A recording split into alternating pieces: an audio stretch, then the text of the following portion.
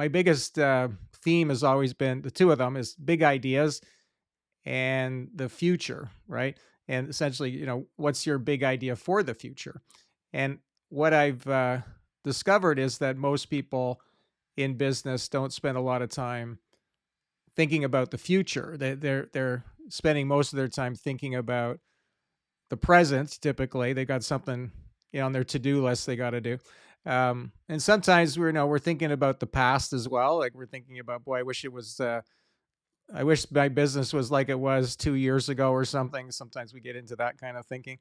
Um, but and that's all very understandable. But the problem about not thinking about the future is that the future could be a lot different than what's going on right now. So even though you might be doing very well right now, everything's great. The future might have other plans for you. And it's usually, but not always, because we had the pandemic, but it's usually got something to do with new technology. So back in the late 80s and 90s, that was basically what we were helping our clients do, was helping them navigate the internet, this new technology. They had to learn about it. They had to get on the internet. And I was saying, okay, this is great. Like it's a great tool, like email and websites and stuff. But it could also be disruptive. It could actually, change how the marketplace works and the economy and so on. And of course, we saw that happen, right? So a lot of people got disrupted most of the time because they weren't thinking about the future. So we don't want that to happen to you, right? And we're into a whole other uh, world here of disruption with the um, advent of artificial intelligence, and this just seems to be going faster and faster now. I don't know if you have tried it, but or at least seen the videos about it. Like ChatGPT O Omni came out in the last week or so, and that's kind of a game changer already. All of those features that it has roll out, I think people are going to be even more astounded about what AI can do, and where it's going very quickly. And so it is definitely going to be disruptive. So we have to have some kind of plan for that. And so this is what I'm gonna go through is these 10 strategies to help you get ready for the future. Okay, and I call them the 10 strategies of the future forward entrepreneur.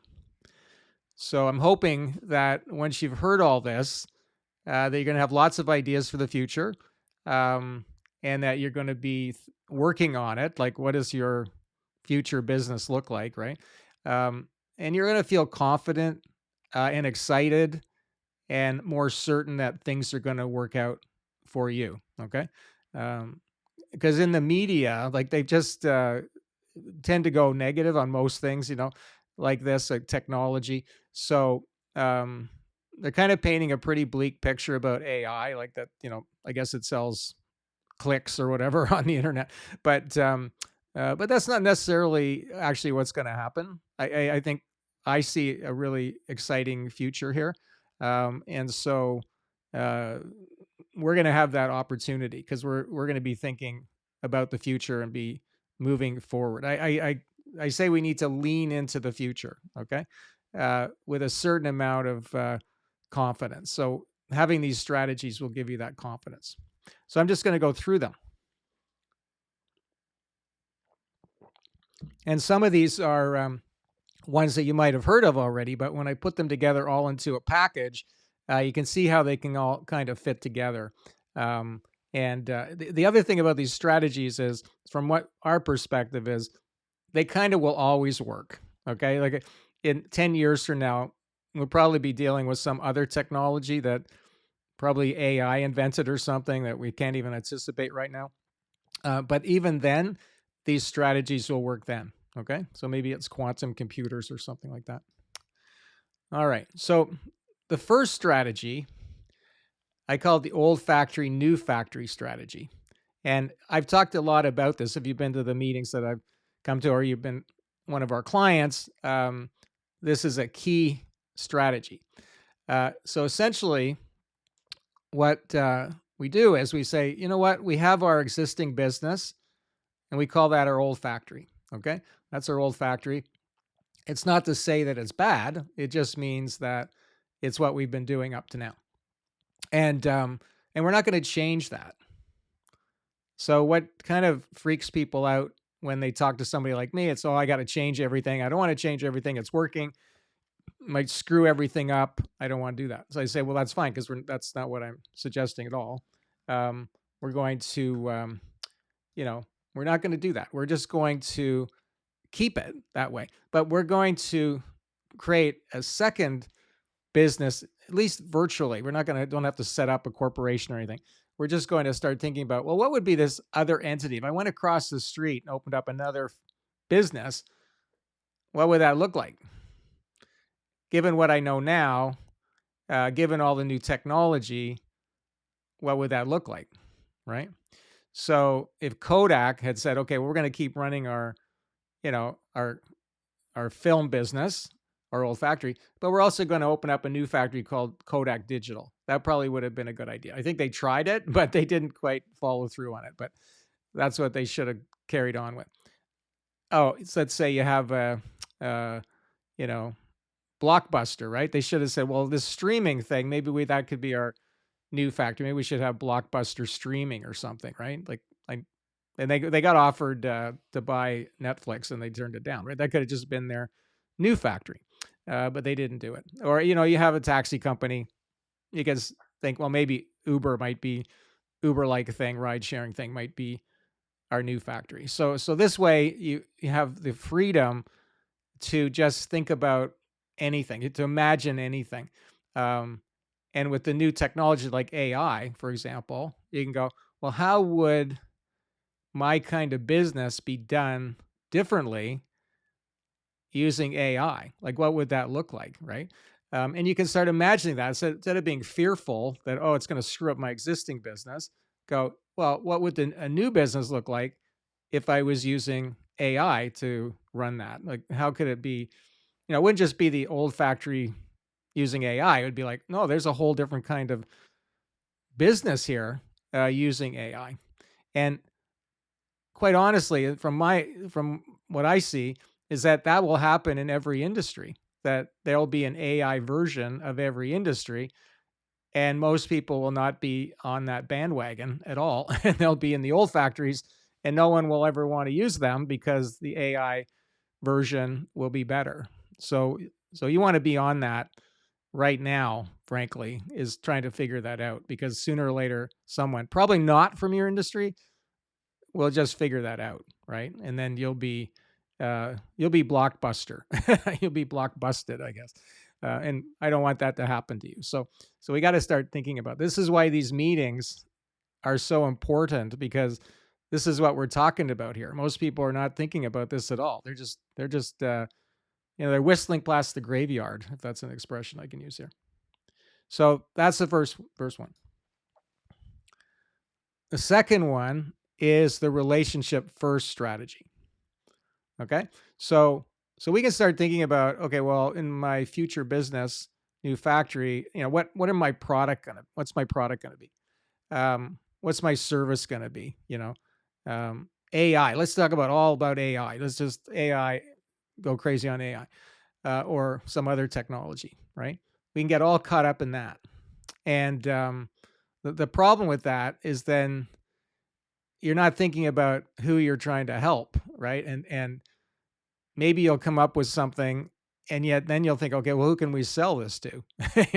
And that's just completely backwards. And usually that's why new businesses don't work, because they had a product idea, and then they went out and they tried to find somebody to buy that product. And oftentimes they were completely missed the mark. Like, the marketplace just didn't want it, right?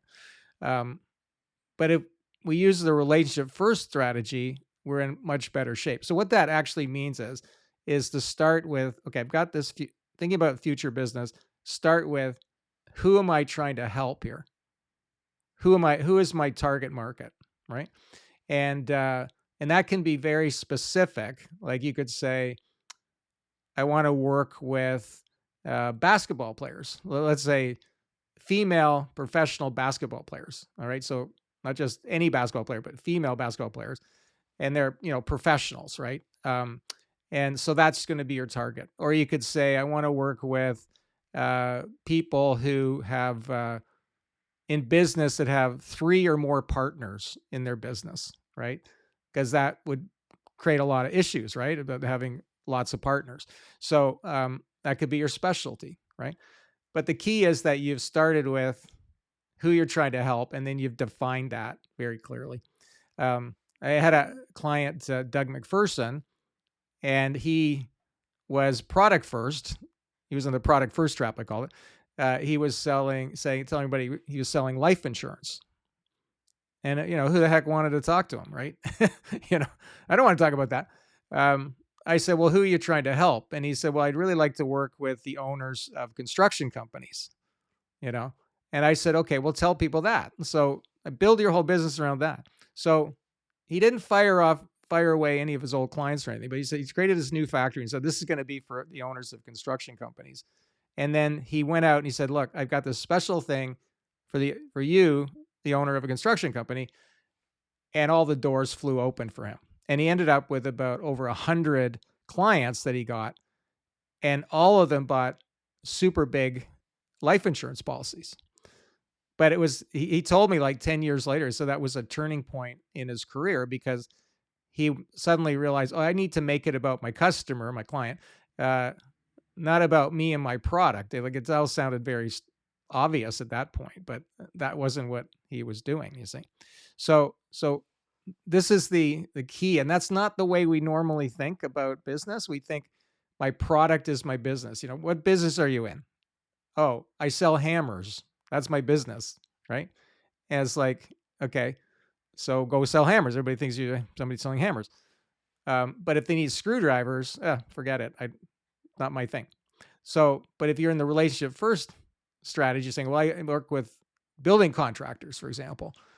And as I'll get into other strategies here, you start thinking, well, what could I do to help building contractors? So building contractors want to know that you specialize in working with building contractors. That makes you much more interesting to them than if you say, well, I sell hammers, right? Because then you're just one of a million there.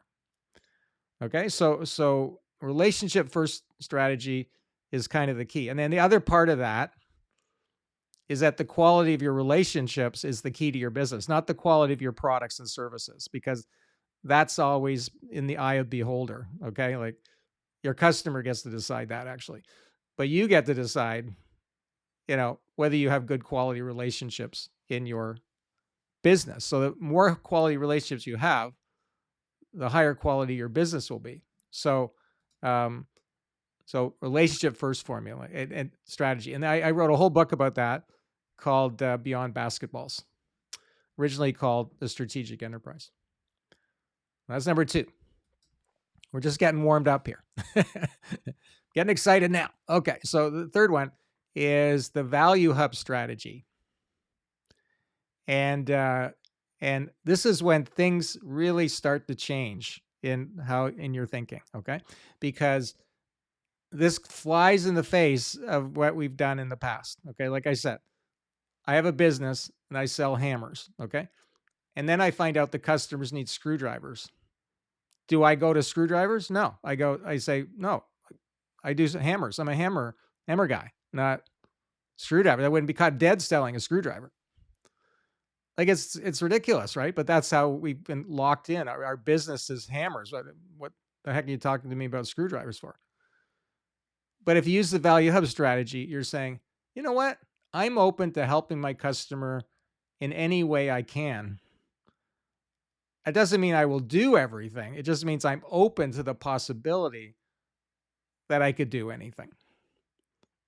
And this is so powerful because it opens up, like your mind is like a fist. Like you're saying, okay, I sell hammers, but as soon as you start talking about value hub and I can do anything, it just, your hand opens up and then now you can do anything. And that really liberates you to be creative, to be helpful, and to future proof your business, right? Because let's say you're going along, I do hammers, and then everybody wants screwdrivers. Well, then just go into screwdrivers, right?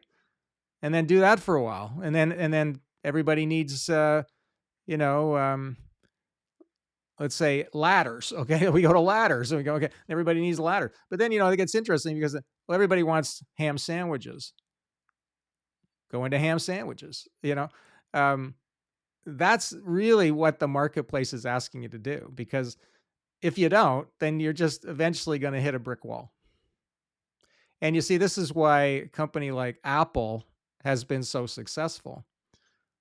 So when I worked with them, I worked with them in the 1980s. I was a marketing communicator for them, um, freelance. They were a computer company, and in 1998 they said, okay, well, maybe we could start selling music with the iPod, and then they got into phones, and then they got into watches, and et cetera, et cetera. They have a value hub.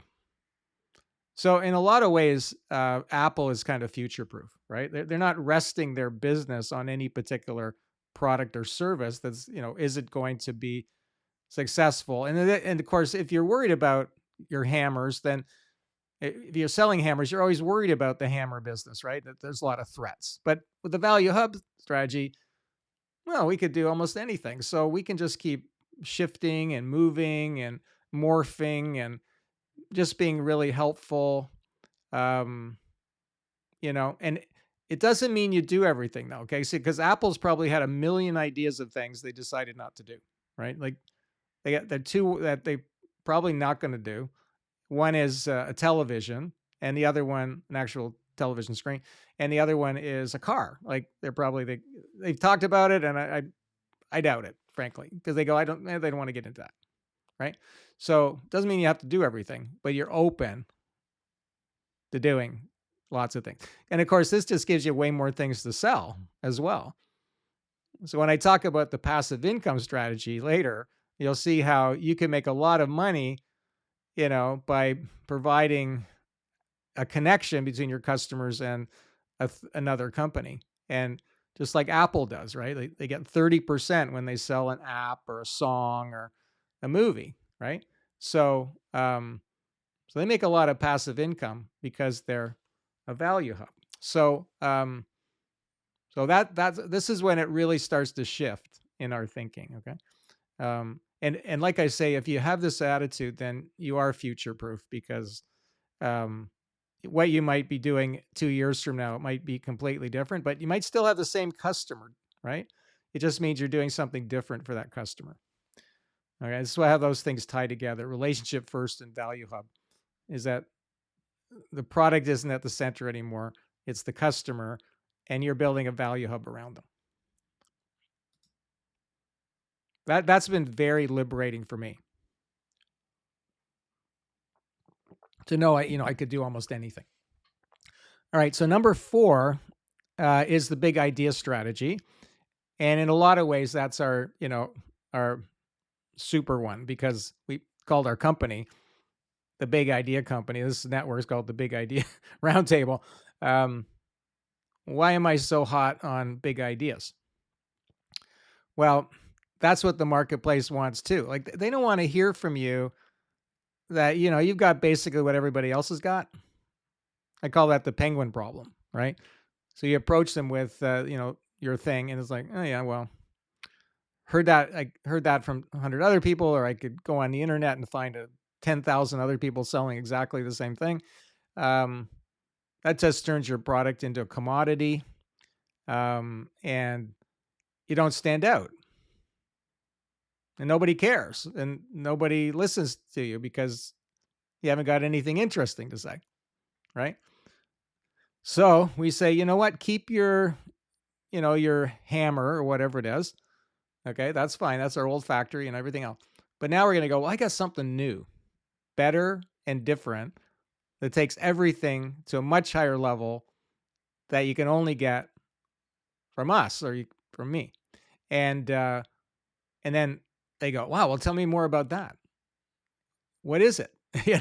And then you become this one-of-a-kind business. You're exceptional. You're not worrying about being the best because you're the only one. And this is what all of us are capable of. We've done more than 10,000 big idea conversations now with companies, entrepreneurs, and every one of them walked away with a big idea, something new, better, and different, takes everything to a much higher level that people can only get from them. Every one of them had it. It was just sitting there right in their hands, but they just didn't see it. And then we just said, well, here, this, oh my God, it's so true. I said, go tell people about that. Tell them about that. Because otherwise you're just wasting your time. People go on LinkedIn. I mean, how many LinkedIn messages you get, right? You're on LinkedIn and you look in your inbox and you go, brother. I mean, whoever looks in there, right? And it's just like everyone's trying to sell you their thing. And every one of them is the most generic, boring thing you've ever heard of. Like 99 out of 100 times, right? And then one will pop out at you. Somehow they got your attention, right? And you go, okay, tell me more about that. But the other 99, they just been wasting their time, because tell me something I haven't heard before, right? What's new? Don't tell me the same old stuff. So that one is a 3-day workshop. Okay, let's go to the next one. Then we have the premium value strategy. And, I've always said that everyone is capable of being a gourmet chef, but most of us go to work every day and make or sell hot dogs. That's what we do. And that's a real shame because we're capable of being a gourmet chef. I went online, I looked, and I found the number one hot dog vendor in the world was actually in Iceland. It's a woman, and she's got the only hot dog stand in Iceland. I guess a lot of North Americans go through there and they're dying for a hot dog. So she's got the market to herself. But her income is $100,000. That's it, which, is pretty good for most people, right? But that's it. That's the top. You're never going to get more than that if you're selling hot dogs. Okay. And that's, a commodity. So we go, okay, well, what would be my new factory for my customer type, right? That would be really premium. What would be the super premium thing that would have all the special ingredients in it that I'd love to put in? And then how much would I charge? Well, you'd charge a lot. And you would say to them, look, I can give you the basic thing.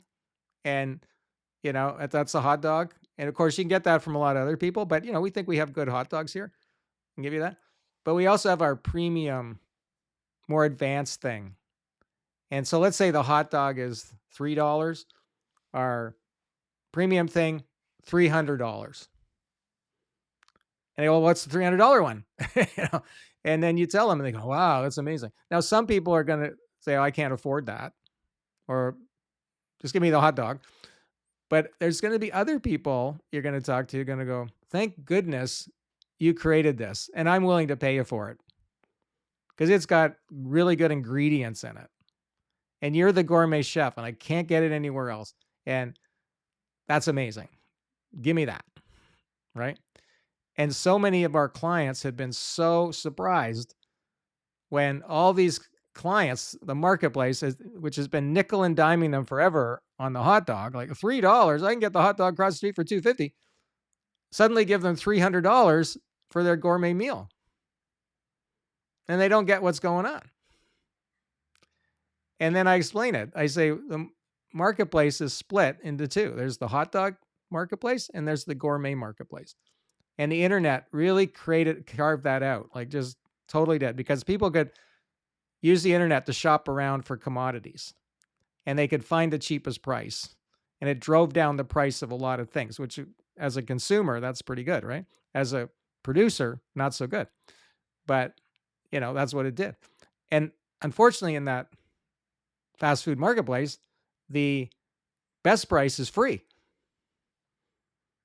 So if you're charging $3 for your hot dog, whatever it is, there's someone out there that's offering it for free and you can't beat it. And you say, no, it's better than that. Well, it's not that much better and it's free. They're going, okay. So that's kind of screwed up the hot dog. But then you go to the gourmet side and that's another market. So what's happening is that people are saving their money on the hot dog side and they're accumulating it and be willing to spend a large amount for something that they consider to be premium. And of course, what we mean by premium and what you put in it is a whole other thing. But this is kind of pulling together all the things that you're good at.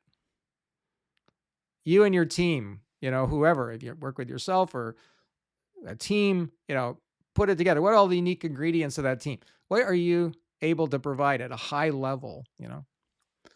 Another way of looking at it is like you could offer them a regular light bulb, or you can give them a LED light bulb, right? And an LED light bulb is sometimes $20 times more than a regular light bulb. But that's the only kind I buy because in the end of the day, it's cheaper and the light's better and you can do more with it. So that's the gourmet of light bulbs. So think about now, what is my gourmet thing? Now, we're not giving up the hot dog. We're not raising your prices. We're just giving people another option. And of course, most of you know about the 3 boxes, which means hot dog, gourmet, super gourmet. So it'd be like $3, $300, $3,000, or $30,000 even. Haven't raised your prices, right? And some people go, thank goodness you've come up with this gourmet thing. We are so caught up in lower the price, lower the price, lower the price. And it's not really, like people talk about productivity. I don't go for productivity. Okay. That's a measure. I don't believe in that at all. Because that's just, how can we pump out more hot dogs, be more efficient on hot dogs? Okay. When you're in the premium area, it's not about productivity. It's about relationships, creativity, a lot of intangible values I'll talk more about. Not about being productive now. Whole different thing.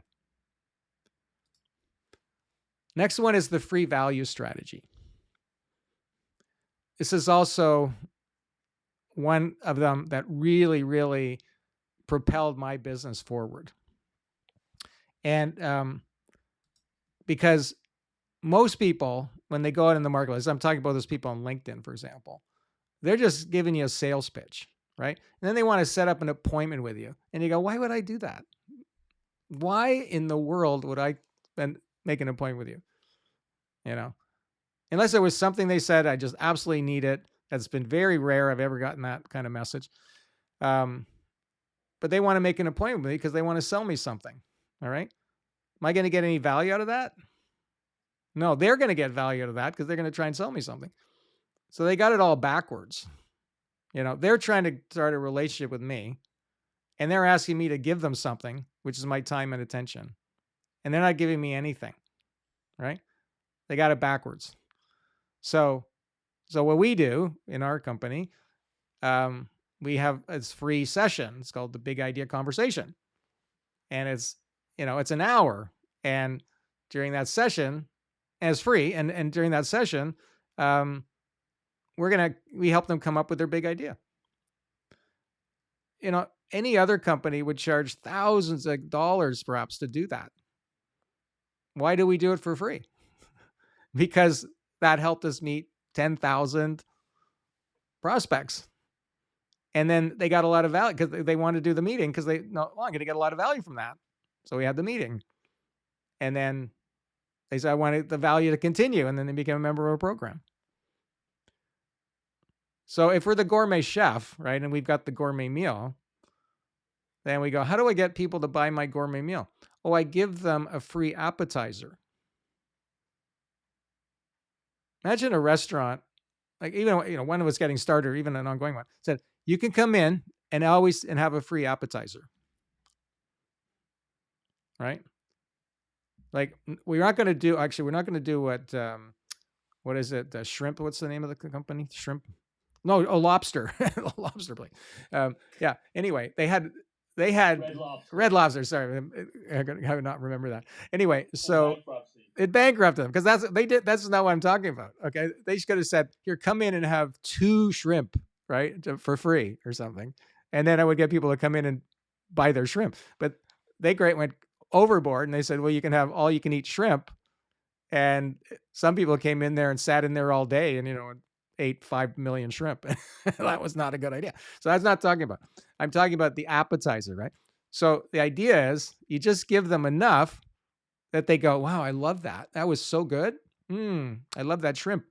And then you go, okay, well, if you want to have more, well, then you can come into the restaurant, right? They go, oh, I'm going in. So you get lots of people coming to the restaurant for the free shrimp, and then you would sell them a whole lot. That's what they should have done. Okay. So we're not giving away the house here, but what could you do that would be really valuable and not like, oh, I do a consultation. Right? That doesn't sound. I mean, that might be valuable, but it doesn't sound valuable. It's not a sales pitch. It's not a discount. It's free without any obligation whatsoever beyond that. Okay. So why this is good is because the marketplace has gone into what I call the sales pitch bunker. They're not interested in talking to a salesperson. 100 years ago, let's say a salesperson shows up in a little town with their, wagon or whatever. The whole town would flock down there and check out what the guy's got, right? But now, we've got Walmart and Amazon and everything. This salesperson shows up in town, they haul him off to jail as being a nuisance, right? So the age of the salesperson is over. We have to redefine that. I still consider myself to be a salesperson. I'm trying to sell something, but I'm not doing it like the normal salesperson because that doesn't work anymore. And it'll just get worse if you keep trying to do that. So don't waste your time trying to sell something right out of the gate to somebody. Offer them some free value, develop the relationship first, and then move into the offer of the basic and gourmet. And you'll be surprised how many new clients you'll meet and how much business you'll get. Number 7 is the intangible value strategy. So in the future, 99% of all value will be intangible. You won't be able to hold in your hand. You won't be able to see it. It'll just be intangible. It'll be like an invisible box. So more and more, we're all selling an invisible box. We're selling something that people can't hold in their hand and they can't just see directly. You have to somehow show them this intangible, the value of your intangible value without being able to show it to them directly or have them hold it in their hand. So what's intangible value? Well, this is an endless thing. There's so much. This is why there's so much opportunity, right? Like, any kind of software, the AI, everything AI is doing is intangible, right? Emotional value, that's a huge one. So you start thinking about, why would people want to buy my gourmet? Well, because I'd make them happy. Okay. I'd make them confident. I'd make them, healthier. I'd make them feel stronger, right? These are all intangible values, which we normally dismiss as like, well, that's just secondary to the tangible thing. But no, it's actually the tangible thing is secondary to the intangible things. So we need to start to understand what we mean by intangible value. We need to start to appreciate that. We need to start to realize that those will be most of the ingredients in our gourmet meal. Okay. This is what it is also very exciting because once you start to get your head around that, you realize, my goodness, there's so much we can do. We just have to package it so that they see that that's what we're helping them with. I have a client. She was a financial advisor, and she has a program, and it's called the Road to Confidence. And so what she's selling is confidence. She says it's all about confidence. She says people come into her office and they don't feel very confident about their money and their financial future. And she said, I'm going to make you feel 100 times more confident that everything's going to be okay. You're going to have enough money. You're on track to retiring, etc. You're not going to run out of money when you're retired and everything. You're going to feel very confident about that. Confidence, confidence, confidence. And she said, people love that. And then they start to realize, I'm feeling more confident. Thank you. And they realize that's what I'm buying. That's what she realized. That's what I'm selling. I'm selling confidence, which is intangible, right? So this isn't how we were trained in business school. And if you went to business school, I didn't, but that's how they train you. They train you all about tangible stuff, right? Intangible seems kind of airy fairy or something. It's how a company like Starbucks, it's all intangible value, right? Okay, number 8, virtual business strategy. So if you're going to have a new factory, you're going to want to make it virtual, okay? Don't open up another factory, like actual literal factory. No. You want it to be virtual. So the extent is that you could do it anywhere from your laptop, right? Anywhere. Because you're providing intangible value. Why do you need to be in any particular place, right? Why do you need all kinds of office space and desks and all that? That's just those are costs. Those are things that just hold you back. Like I've seen so many people's businesses get held back because they have all this office space. They have all these desks.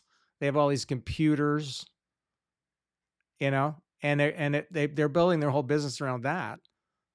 And I go, okay, well, how is that providing any value here? I had this accountant. He was pretty good, actually expensive, but he was good. And then I went to his office. I always met with him on Zoom, and they said, well, come over to my office. I said, fine. So I went over to his office. I think that was a bad idea for him because he had an escalator in his office, like his own escalator in there. Okay. And I go, as I'm riding up the escalator, I'm deciding to fire him because I thought, well, who's paying for this escalator? Why is he so expensive? Oh, he's expensive because he's got an escalator and I'm paying for it. And I don't want to pay for an escalator. Why would I do that? So I found another accountant just as good, doesn't have an escalator, and charges less because he doesn't have to charge me for that. So it's really in your best interest to say, well, how can I get all of those costs down to almost nil and up the value that I'm providing? And that's where my profit will come from.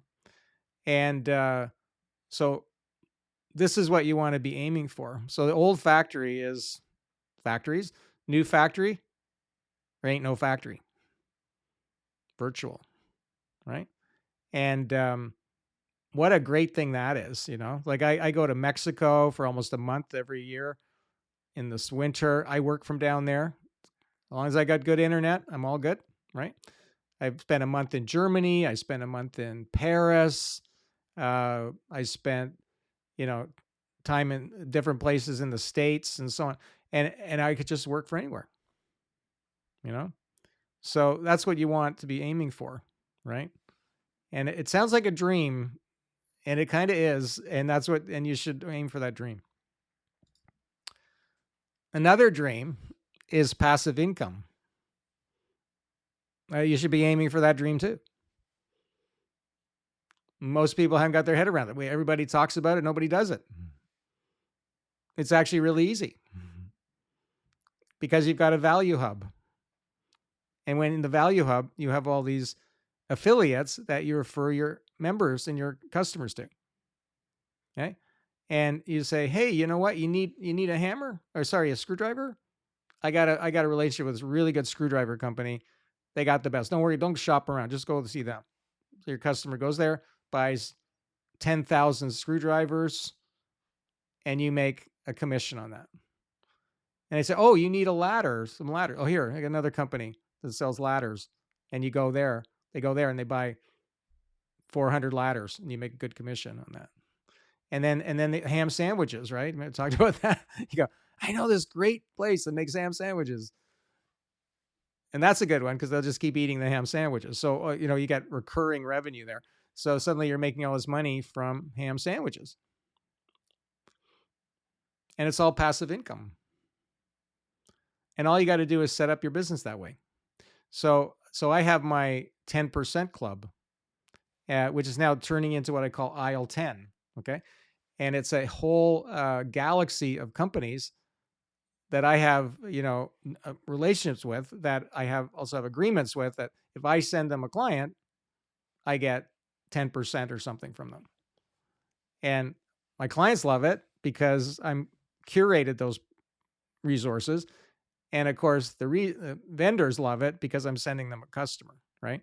And then I get all this money that comes in, that, sometimes it's $8, okay, but sometimes it's $13,000, and it's all passive income. So why wouldn't you want to earn that? Right? Now, of course, you got to trust the people you're referring to, right? Got to be very clear that they're good, because your reputation's on the line. But that's not that hard. There's lots of good people out there. And the other thing, you don't really need to sweat it too much. Like, oh, well, what if they don't send me the money? Well, you could take legal action, but in a lot of ways, you just go, well, whatever. They didn't send me the money, so I won't send them any more people. And a matter of fact, in the whole time we've been doing this with all our clients, there's only been one person that I've heard of that didn't pay the 10%. Out of all of that, okay. So there was a lot of discussion. Oh, well, what did they pay? And it's only happened once out of thousands of transactions. So maybe no one needs to worry about that. So anyway, passive income, that's a beautiful thing. And then number 10 is to have a platform business. So this is really when you become a new factory now, and you start thinking of your business as a platform. And I use the analogy of an airport, right? Like your business now is about connecting people together. And so, old factories like having an airline, you're selling tickets on the airline. But then as the airline, you also buy the airport, and now you control the airport. You control the platform. And you start making passive income from your competitors, because you're connecting customers with the airlines. The other, it doesn't matter whether it's your airline anymore. So companies like Apple, Google, Amazon, Facebook, Uber, they're platforms. Now, normally we would think, well, that's not for me because I'm not a techie person, and we're not in Silicon Valley, all that kind of thing. But it isn't really about Silicon Valley.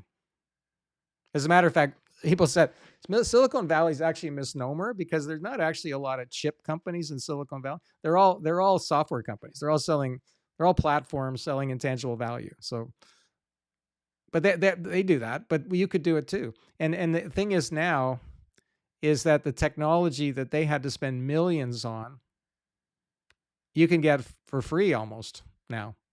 It's all there to run a platform. And it doesn't even have to be that high end on the technology, actually. It just is this idea, we have buyers on one side, sellers on the other. We create the platform. We bring those people together in a network community. That's the ultimate new factory.